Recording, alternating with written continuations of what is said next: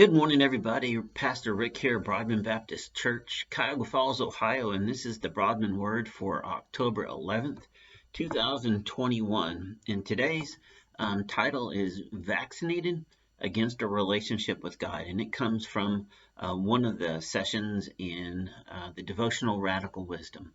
So listen, we've all known somebody who has been born into a church-going family, did all the right things, baptized as a kid, followed all the rules, and walked the straight path.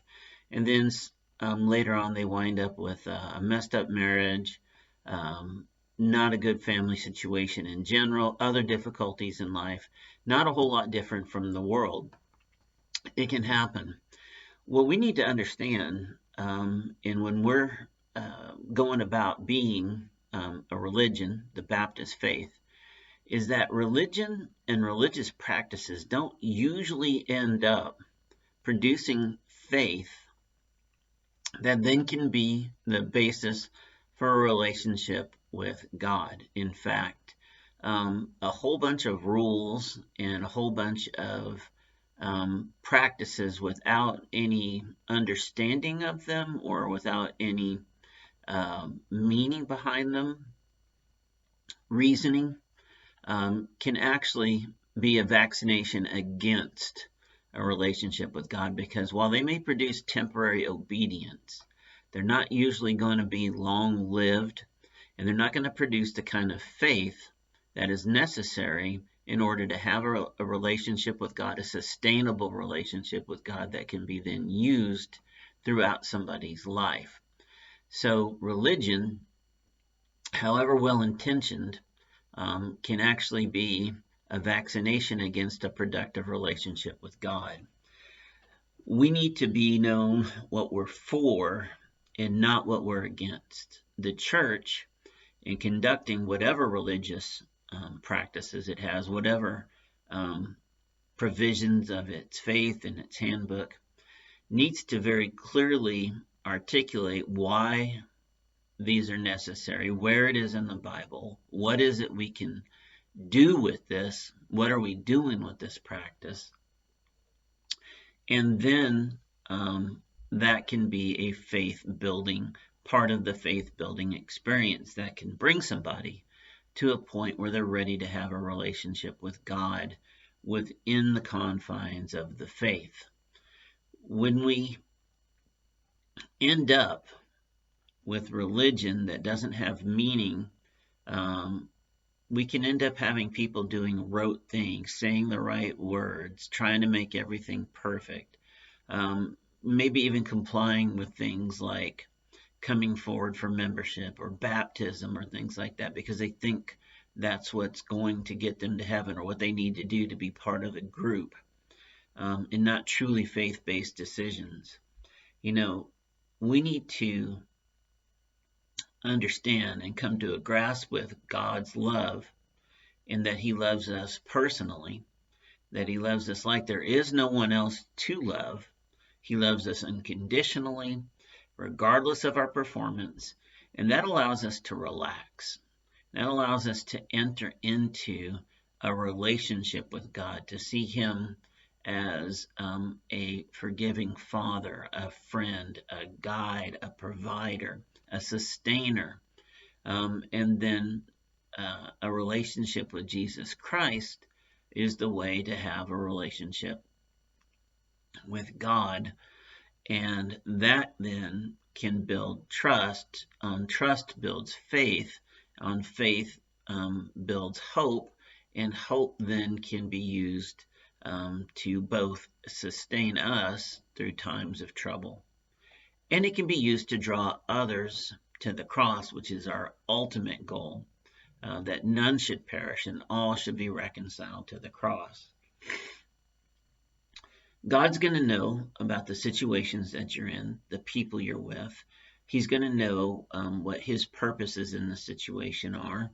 And so we then simply need to emphasize, as a people of faith, the things that will drive somebody to those understandings. We don't need to worry about how they're dressed. We don't need to worry about um, you know, other behaviors, unless they're clearly prohibited in the Bible, then we need to draw a line because that has serious implications. But we need to be compassionate.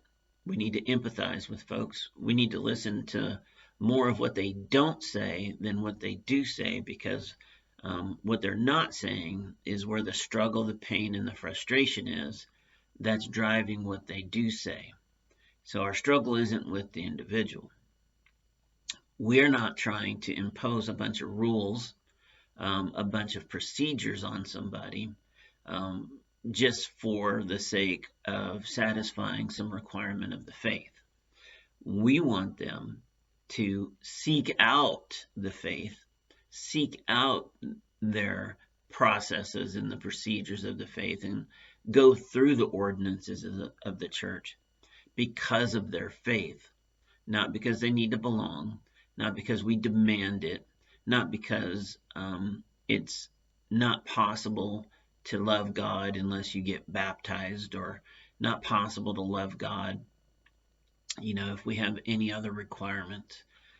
These things should be what happens because of the faith and the love. They should be natural outpourings of somebody, demonstrations in somebody's life that they have found faith and love and acceptance in Jesus Christ and by God.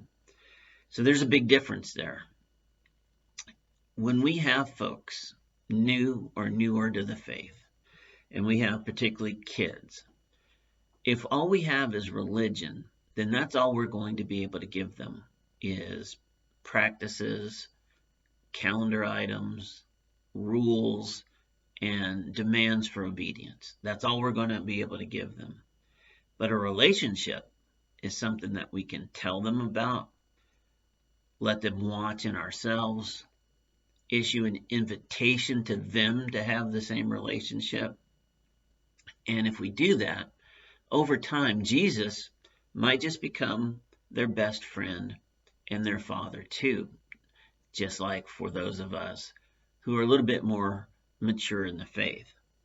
So, we're either going to go about what we do for the purposes of developing relationships and faith and trust and hope for the sustaining portion of somebody's life, and then to be able to reach out to others with it, or we're going to have religious practices that don't make sense to anybody without the underlying faith and hope and trust that I was just talking about.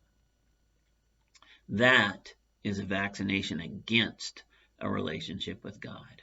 The other way is treatment to bring them from their sickness into health with God.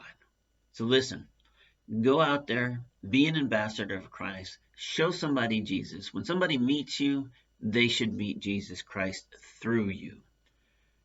Do that. Don't worry so much about the rules. Listen, I love you. Take care. We'll see you next time.